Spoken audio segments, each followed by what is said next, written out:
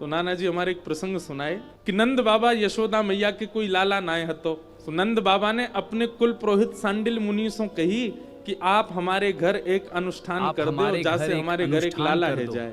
और हमें लाला की कामना या हमारे नहीं है कि हमारा वंशवर्धन होएगो, हमारो अंतिम संस्कार करेगो, खूब धन कमावेगो, हमारो घर आगे बढ़ावेगो। इन सब कारण से हमें लाला नहीं चाहिए। सांडिल मुनि किस भाव से चाहिए? बोले संतन की सेवा करवे वारो, गैयान की रक्षा करवे वारो, ब्रजवासीन को लाड़ लड़ावे वारो, इन सबन को सेवक एक चाहिए हमको, ऐसी कृपा करो। तो नंद बाबा यशोदा मैया ने किस भाव से पुत्र की कामना की? गौ सेवा, संत सेवा, ब्रजवासीन की सेवा, इन सबन की सेवा भावना वारो हमें एक लाला चाहिए। और यही भाव से हमारे यहाँ आप एक अनुष्ठान कर दो। तो सांडिल्य मुनि ने एक तिथि निकाली, मुहूर्त निकाला। बोले ठीक है, एक बहुत बढ़िया मुहूर्त है, इसमें हम आएंगे और आपके अनुष्ठान करेंगे। सांडिल्य मुनि तो कहीं किसी कार्य में व्यस्त हो गए, कहीं कोई बड़ा अनुष्ठान था तो नहीं जा पाए। उन्होंने अपने भांजे को भेजा, बोले आप जाओ और नंद बाबा के यहाँ अनुष्ठान करके आओ। सांडिल्य मुनि के भांजे आए। हमारे ब्रज में आज भी नियम है कि कोई संत महापुरुष आए तो माताएं चाहे कितनी भी उम्र की हों, घूंघट करके सिर ढक के थोड़ा वैसे ही प्रणाम करें। तो जैसे ही सांडिल्य मुनि के भांजे घर पर पधारे तो यशोदा मैया ने घूंघट करके आई। अच्छा, यशोदा मैया की आयु 80 वर्ष की, पर मैया सुंदर बहुत हैं। यशोदा मैया का सौंदर्य भागवत में वर्णन किया गया है, बहुत सुंदर है यशोदा मैया। कोई विशाल रूप नहीं है मैया का, मैया बड़ी सरल सहज और बड़ी बड़ी बड़ी सुंदर हैं। ठाकुर जी की मैया हैं। तो यशोदा मैया जैसे ही सांडिल्य मुनि के भांजे आए, सब आचार्यगण आए, श्रृंगार तो किया ही हतो, उनने घूंघट करके जैसे ही प्रणाम करवे गई तो उनको लगे कि कोई नव विवाहिता कोई कन्या प्रणाम कर रही है। क्योंकि यशोदा मैया ऐसे ना रहे में पूरी सज धज के रहे, खूब बढ़िया सुंदर नूपुर पहन के रहे, करधनी पहने, खूब आभूषण धारण करें, कड़ूला पहने, आदि आदि सब भाव। तो उनको देख करके कहीं ऐसा भाव आया कोई नवेली बहू तो नहीं है। ब्राह्मण तो सबको आशीर्वाद देते हैं। जैसे यशोदा मैया ने प्रणाम करी तो सब आचार्य ब्राह्मणों ने सोचा कोई नवीन बहू है, तो सबने चर सौभाग्यवती रहो और आपको पुत्र रत्न की प्राप्ति हो, हमारो ऐसा आशीर्वाद। हमारे पूज्य नाना जी कहते बोले वही दिना ठाकुर जी ने मन बना लियो कि ब्राह्मण ने आशीर्वाद दियो, अब ब्रह्म वाक्यम जनार्दनम, इनकी वाणी सत्य करवे मुझे जानो ही पड़ेगो। जन्म भले ही देवकी के यहाँ लिया ठाकुर जी ने। ठाकुर जी ब्रज लीला करना चाहते तो और भी तरीके हो सकते थे, देवकी के संग रह के भी कर सकते थे। यशोदा जी के पास क्यों गए? क्योंकि यशोदा जी को ब्राह्मणों का आशीर्वाद था। और फिर हमारे नाना जी एक कथा सुनाते कि सब ब्राह्मण अनुष्ठान के लिए यमुना तट पे पहुंचे और नंद बाबा ने खूब जोरदार महाराज व्यवस्था करी ब्राह्मणन के काजे।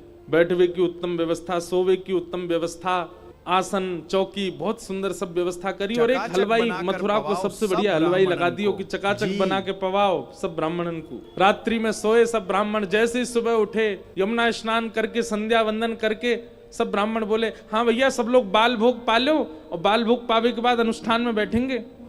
बाल भोगी इतनो सुंदर बनो, बेड़ई, आलू की सब्जी, जलेबी और जाने कहा का बहुत सारी सामग्री बनी। देसी घी में बिल्कुल बढ़िया धोरी गैया को दूध, ठाकुर जी की गौशाला की गैयान के दूध में से भी सुगंधी आवे, ऐसी गैया, उनके दूध से बने हुए घी से बढ़िया सुंदर सामग्री बनी। सब ब्राह्मणन ने महाराज इतनो पायो जैसे भोजन पा रहे हो, इतनो पायो चकाचक पेट भर गयो। सब ब्राह्मण जैसे अनुष्ठान में बैठे तो सबन को उबासी आने लगी, कोई की आंख भारी रहने लगी, आपस में एक दूसरे को मुख देखने लगे। बोले कहा करें भैया बहुत पा लियो, तो नींद आ रही है। तो जो आचार्य ब्राह्मण थे वो बोले एक काम करो सब सो जाओ, अभी नेक आराम कर लो, दोपहर में उठेंगे फिर से स्नान करेंगे फिर अनुष्ठान में बैठेंगे। देखो ऐसे अनुष्ठान खंडित हो जाएगा अगर हम सोए तो।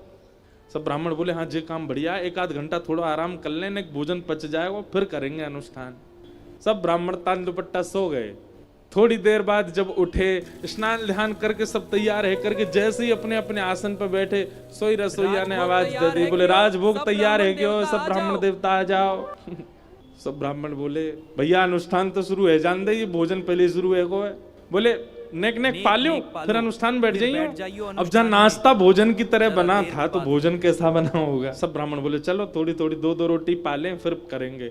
जैसे पहुंचे महाराज जे बड़ी गिलास भर के तो छाछ और सबन को बढ़िया सुंदर सामग्री, 5 प्रकार की सब्जी, 3 प्रकार के मिष्ठान, 3 प्रकार की पूड़ी, मसालेदार पूड़ी अलग, मीठी पूड़ी अलग और सामान्य साधारण पूड़ी अलग। ब्राह्मण ने प्रेम से पायो। पावे के बाद आचार्य जी बोले जल्दी जल्दी सबरे हाथ मुंह धो के आओ, बैठो अनुष्ठान में। सबरे हाथ मुंह धो के जैसे अनुष्ठान में बैठे, जोर जोर की डकार लेने लगे, पेट पे हाथ धर के बोले आचार्य जी नेत्र भारी है रहे हैं, हमसे तो बैठो ही नहीं जा रहा, उबासी आ रही है, छाछ और पी गए ऊपर से, छाछ पीने के बाद नींद आवे, अनुष्ठान ऐसे तो अनुष्ठान खंडित है जाएगा। नंद बाबा के यहाँ लाला होना चाहिए। आचार्य जी बोले क्या करें, एक काम करो, फिर आराम कर ले रहे, आज शाम को और पूरी रात भर अनुष्ठान करेंगे। आज शाम को कोई प्रसाद नहीं पावेगो भैया, रसोईया तक के तो हल्को हल्को अल्प आहार बनावेगो। ब्राह्मण बोले भैया शाम को खिचड़ी बना दियो बस। और सबरे ब्राह्मण फिर सोवे चले गए, फिर आराम कियो। पूरे दिना महाराज चकाचक नेत्र बंद करके, और सब ब्राह्मण जब प्रेम से प्रसाद पामे और सोवे जामे तो सोते सोते सबरे ब्राह्मण एक साथ प्रार्थना करें, हे विधाता जहाँ नंद बाबा ने ऐसी जोर की व्यवस्था करी है, ऐसा प्रेम लुटाए रहो, ऐसा आनंद करा रहो ब्राह्मणन को, हे विधाता या तो लाला दे दियो और लाला ना देना हो तो तू ही लाला बन के आ जाइयो। सब ब्राह्मण एक साथ ठाकुर जी से प्रार्थना करें। रात्रि को सबरे उठे, स्नान ध्यान करके संध्या वंदन करके बोले हाँ भाई थोड़ी थोड़ी खिचड़ी खा लो, फिर बैठे अनुष्ठान में। और खिचड़ी खावे गए तो वो खिचड़ी भी ऐसी वैसी नहीं बनी, बहुत जोरदार बनी। और खिचड़ी में ही इतने मेवा, बादाम ले, केसर ले, पिस्ता ले, काजू ले, किशमिश ले, और जे देसी घी ऊपर डाल डाल करके जे बढ़िया खिचड़ी। राधा वल्लभ जी में खिचड़ी प्रारंभ होने वाली होगी और है गई होगी, पता नहीं, शीतकाल में होती है, क्या जोरदार। 2 बजे से भट्टी चालू होती है रात्रि में, और मंगला दर्शन होने के बाद खिचड़ी का प्रसाद मिलता। पूरे ब्रह्मांड में ऐसी खिचड़ी नहीं मिलती। हमें तो ऐसा विश्वास है कि श्री राधा वल्लभ जी में जब खिचड़ी भोग बटता है ना, सुबह मंगला में दर्शनार्थी में गौर ते गौर करियो, है सके ब्रह्माऊ आते हो, शंकर जी भी आते हो, वह खिचड़ी को पावे, ऐसी कहीं ना मिल सके ऐसी प्रसादी। ब्राह्मणन ने पेट भर के खिचड़ी पाई ली। अब जोरदार खिचड़ी पा करके जैसी अनुष्ठान करवे बैठे, 1-8 घंटा तो अनुष्ठान है गयो, लेकिन वहां के बाद आचार्य जी ने नेत्र खोल के सब ब्राह्मण देखे तो कोई उबासी ले रहा हो, कोई नींद आ रही, बोले खिचड़ी में ही इतने मेवा है कि वैसे ही आलस से आ गया। आचार्य जी बोले ऐसे तो अनुष्ठान होगो नहीं भैया, तुम लोग एक दिन तो पूरा निकार दियो, नंद बाबा के बालक कैसे होएगो। सब ब्राह्मण विधाता से प्रार्थना करें, हे विधाता हमारा अनुष्ठान अभी प्रारंभ ही नहीं भयो है, केवल भोजन को अनुष्ठान चल रहा है, लेकिन यहाँ नंद बाबा ने सब ब्राह्मणन को इतना प्रसन्न कर दियो है। नंद बाबा के घर एक सुंदर सो जो ब्राह्मण की सेवा करे, बालकन की सेवा करे, गौवन की सेवा करे, विश्व की सेवा करे, ब्रज को नाम ऊंचो करे, ऐसा बालक दे दिए।